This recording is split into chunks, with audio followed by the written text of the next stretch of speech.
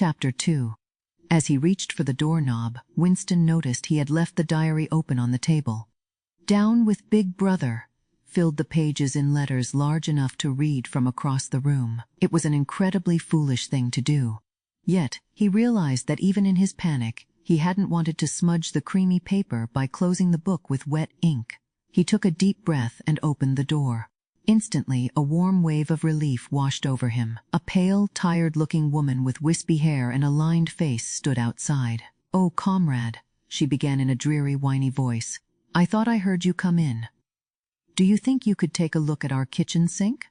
It's clogged." It was Mrs. Parsons, the wife of a neighbor on the same floor. Mrs. was a term that the party frowned upon. Everyone was supposed to be called comrade, but some women prompted the instinct to use it. She seemed around 30, but looked much older. One could almost see dust in the creases of her face. Winston followed her down the hallway. These impromptu repair jobs were a constant annoyance. Victory Mansions were old apartments, built around 1930, and were falling apart. The plaster constantly flaked from ceilings and walls. Pipes burst in every hard frost. The roof leaked whenever it snowed, and the heating system usually ran on half capacity, or was completely shut down to save money. Repairs, except for what one could do themselves, had to be approved by distant committees, often delaying even the fixing of a window pane for 2 years. "Of course it's only because Tom isn't home," Mrs. Parsons said vaguely. The Parsons flat was larger than Winston's, but dingy in a different way. Everything looked battered and trampled, as if a large, violent animal had just passed through. Toys, hockey sticks, boxing gloves, a burst soccer ball, a pair of inside-out sweaty shorts were scattered across the floor. On the table, dirty dishes and dog-eared exercise books created a mess. Scarlet banners of the Youth League and the Spies adorned the walls, along with a full-sized poster of Big Brother. The usual smell of boiled cabbage, common throughout the building, mingled with a sharper scent of sweat, unmistakably belonging to a person absent at the moment.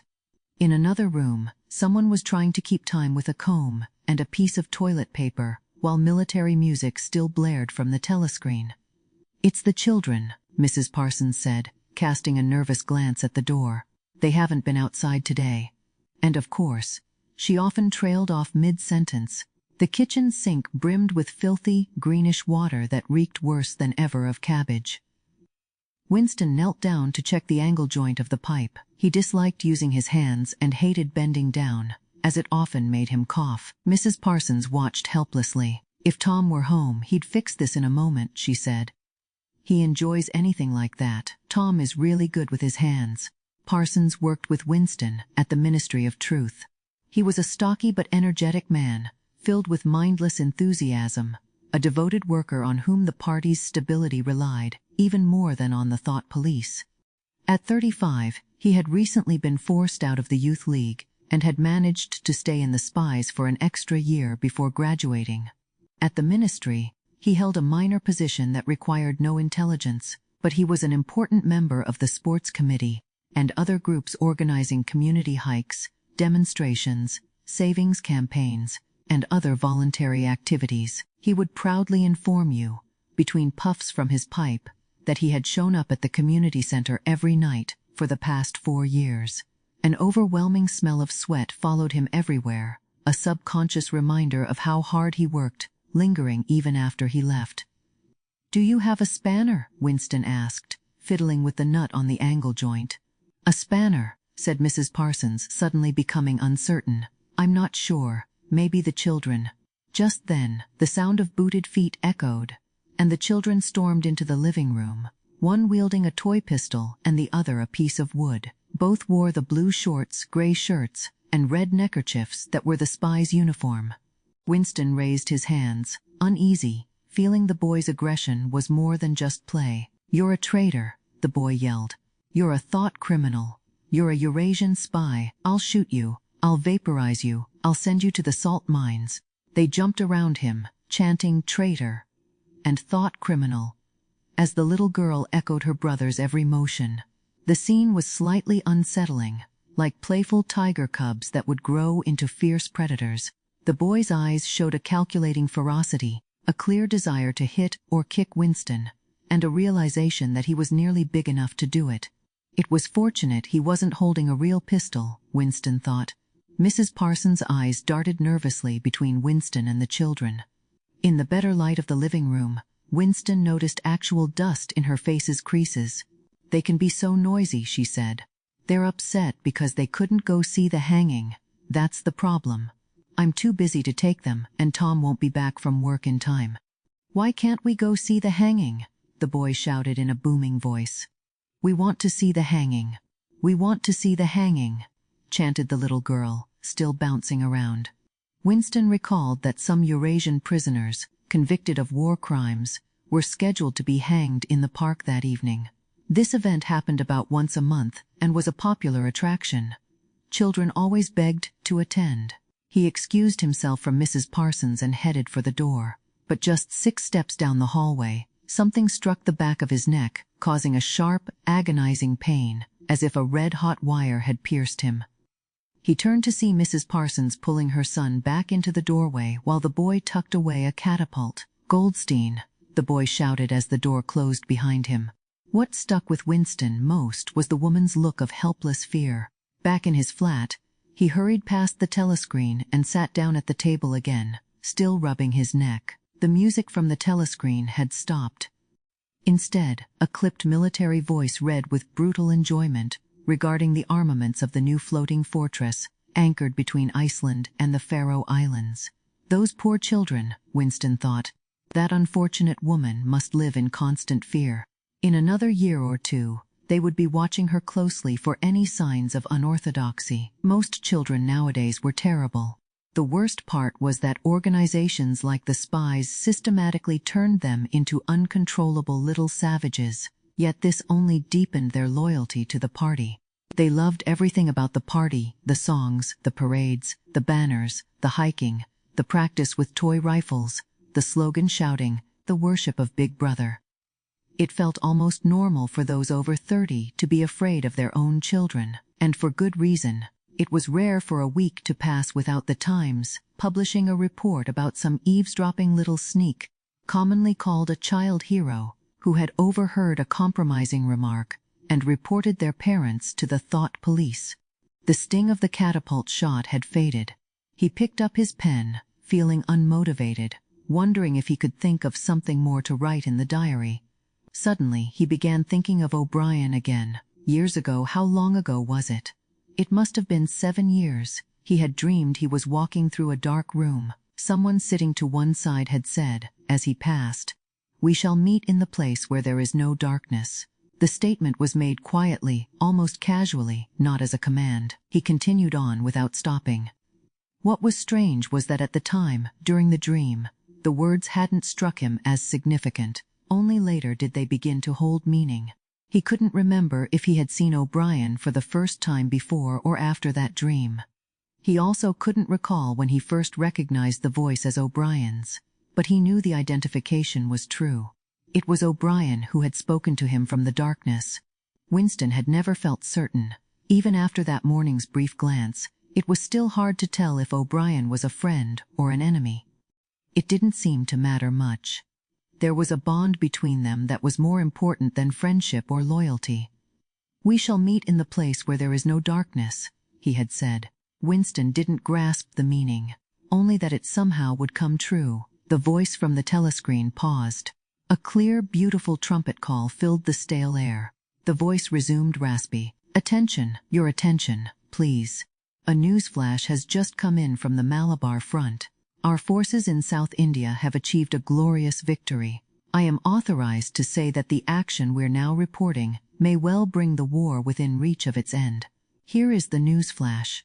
Bad news is coming, Winston thought. Sure enough, after a gruesome account of the destruction of a Eurasian army, with staggering numbers of dead and captured, came the announcement that starting next week, the chocolate ration would drop from 30 grams to 20. Winston belched again. The effects of the gin were fading, leaving him feeling deflated. The telescreen, either to celebrate the victory or to drown out the loss of chocolate, burst into Oceania. "'Tis for thee. You were supposed to stand at attention." In his current position, though, he was invisible. Oceania, 'tis for thee switched to lighter music. Winston moved over to the window, facing away from the telescreen. The day remained cold and clear. Somewhere far away, a rocket bomb exploded with a dull roar. Around 20 or 30 bombs were falling on London each week. Down in the street, the wind fluttered the torn poster, and the word Ingsoc appeared and disappeared erratically. Ingsoc, the sacred principles of Ingsoc, Newspeak, doublethink, the malleability of the past. He felt as if he were lost in a vast world, like a monster in the depths of the ocean. He was alone. The past was gone and the future was unimaginable. How could he know if even one person alive was on his side? And how could he be sure the party's rule wouldn't last forever?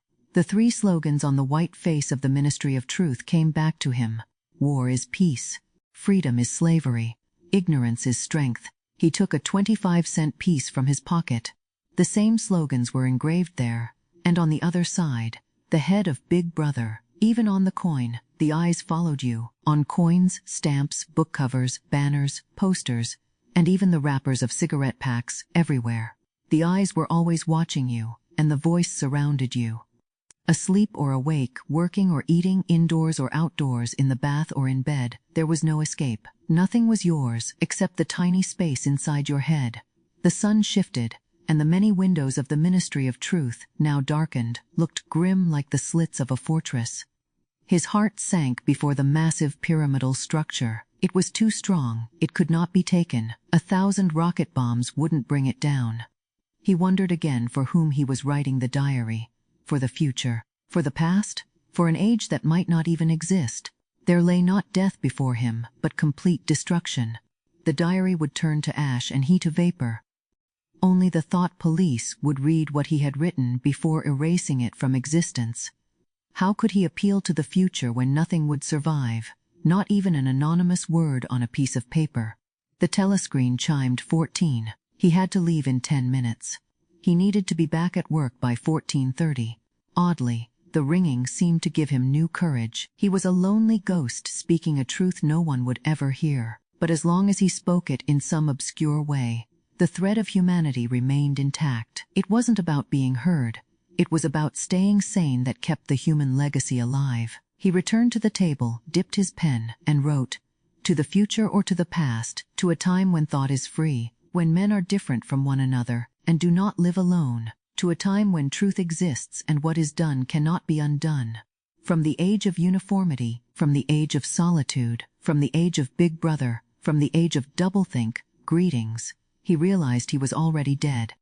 It struck him that only now, when he could finally shape his thoughts, had he taken the crucial step. The consequences of every action are in the action itself. He wrote, "Thought crime does not equal death. Thought crime is death." Now that he saw himself as a dead man, it became crucial to stay alive as long as he could. 2 fingers on his right hand were stained with ink. That detail might give him away. Some inquisitive zealot in the ministry, probably a woman, perhaps someone like the little sandy-haired woman, or the dark-haired girl from the fiction department, might wonder why he had been writing during lunch, why he had used an old-fashioned pen, what he had been writing, and then drop a hint in the right place. He went to the bathroom and scrubbed the ink off carefully with the gritty, dark brown soap that felt like sandpaper against his skin, making it ideal for this task. He stored the diary in the drawer. There was no point in trying to hide it, but he could at least check if anyone had found it. A hair laid across the page ends would be too obvious. He picked up a recognizable grain of white dust with the tip of his finger and placed it in the corner of the cover, where it would likely shake off if the book was moved. If you like our recordings, consider liking this video and subscribing to our channel, so you don't miss any more audiobooks. And next part coming soon. Till then, take care, bye.